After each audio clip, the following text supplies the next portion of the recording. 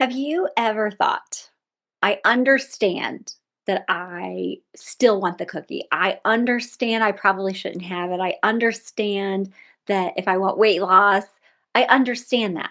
But what happens if I still want the cookie or I still want the ice cream? Then what, right?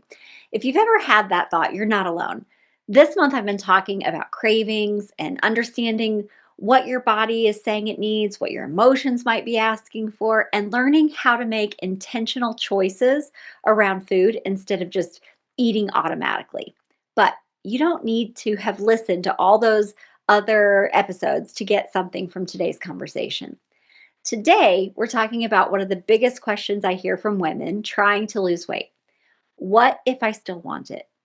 I think we've been asking the wrong question all along. For years, I thought the goal was to stop wanting the cookie, to definitely stop eating the cookies or the ice cream, to stop thinking about dessert, to stop craving chips, to stop wanting something after dinner. I thought successful women with weight loss somehow reached this magical place where food didn't matter anymore. It just didn't matter. They weren't thinking about it. They didn't want it. They definitely didn't eat it. And then I'd look at myself and think, well, clearly I'm not there yet. But after years of coaching women and walking through my own weight loss journey, I don't believe that's the goal anymore. I still want dessert. I still eat ice cream. I enjoy it. There are still days when a lemon blueberry scone sounds amazing. And I'm okay with that now because I've realized freedom food freedom isn't about never wanting the food. Freedom is trusting yourself when you do. For a long time, diets taught me that there were only two choices: you eat it or you don't. And depending on which of those choices I made, I told myself a completely different story. You might do this too. If I ate it, I would say, I've ruined everything. Here I go again. I have no self control. I will never figure this out.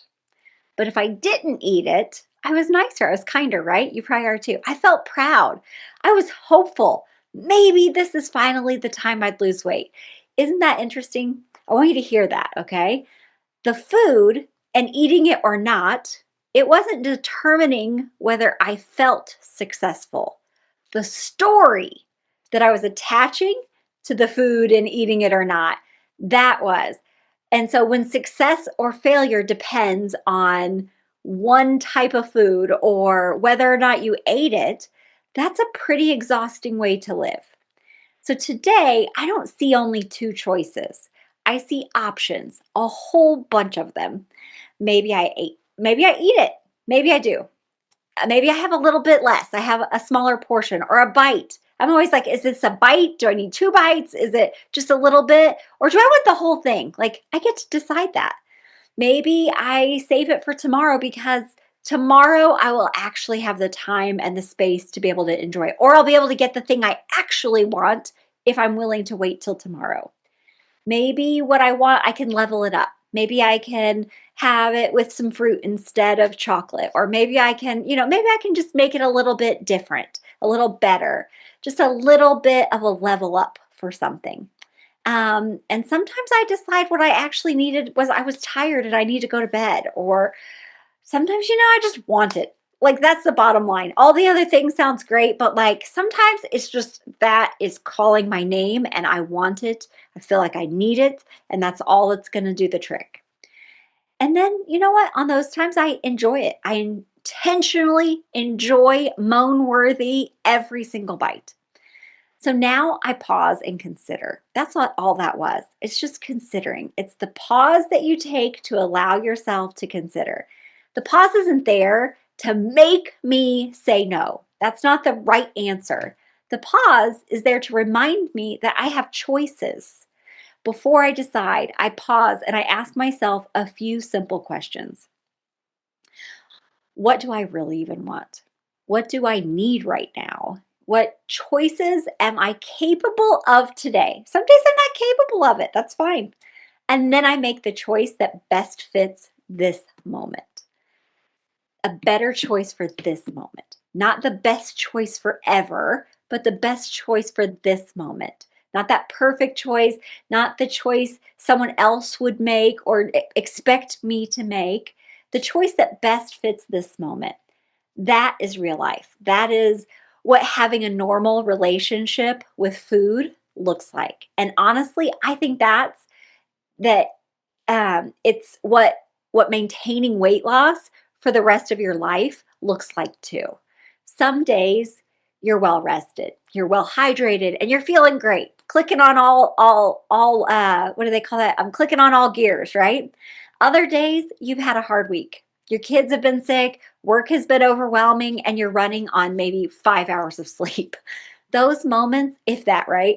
Those moments aren't the same. So why would I expect myself to respond to them the exact same way? It doesn't mean I stopped caring about my weight loss goals or my health goals. It means that I make an informed decision instead of an automatic one. And here's the beautiful part. Every one of those moments is a level up from where I used to be. So maybe today all you do is you do the pause before you eat. You just stop and consider it. That's a level up. Maybe you realize that you're stressed before you reach for the pantry and you just realize that. It's just realizing nothing else has changed, but you realized it. That is a level up. Maybe you still eat the cookie, but you enjoy it instead of inhaling it while feeling guilty. That's a level up. Maybe you stop halfway because you've had enough and you're like, It served its purpose. That's really all I want or need." That's a level up. Maybe you decide to save the rest for tomorrow. That also is a level up. They're all just moments. None of these moments are failures. They're all just opportunities to practice. They're all helping you become someone who makes decisions instead of just reacting on autopilot. I think one of the biggest shifts for me has been realizing that self control isn't about saying no. I always thought control, right? It sounds like, oh, make myself do it. Self control is actually about trusting myself enough to even remember that I have choices. That's what allows me to enjoy food without feeling controlled by it. That's what allows me to lose weight without feeling deprived. It allows for the food and it allows for the weight loss. It allows me to enjoy birthday cake without believing that I have truly failed at all. It allows me to choose not to have dessert without feeling like I'm missing out. I get to have dessert if I want to. I don't have to feel like I'm missing out. I can also not have the dessert and still not feel like I'm missing out. It allows me to keep learning instead of constantly starting over because every thoughtful decision strengthens something much more important than just willpower. It strengthens the trust that I have in myself. And trust is built just one decision at a time. Not perfect decisions, but thoughtful decisions. I think that's why this series has really been so much more about it's just more than cravings. This series has been about more than just cravings. Cravings gave us the place to start at the beginning of the month, but what we've been building is confidence. Confidence that you can pause, confidence that you can think through the idea of like what would happen and what do I want and just think through it, not just eat it on autopilot.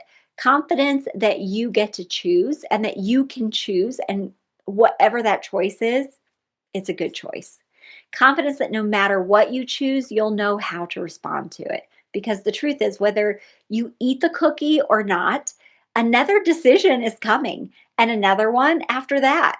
Your success isn't determined by one moment, it's shaped by hundreds of thoughtful moments over time. So, what if you want it? That's okay. That's okay. Wanting it isn't the problem. Believing you can't trust yourself with what you want, that's what keeps so many women stuck. This week, I want to invite you to practice something different. Don't try to have fewer cravings. Don't try to eat perfectly. When you want something, I just want you to commit to a pause. That's it. Just a pause.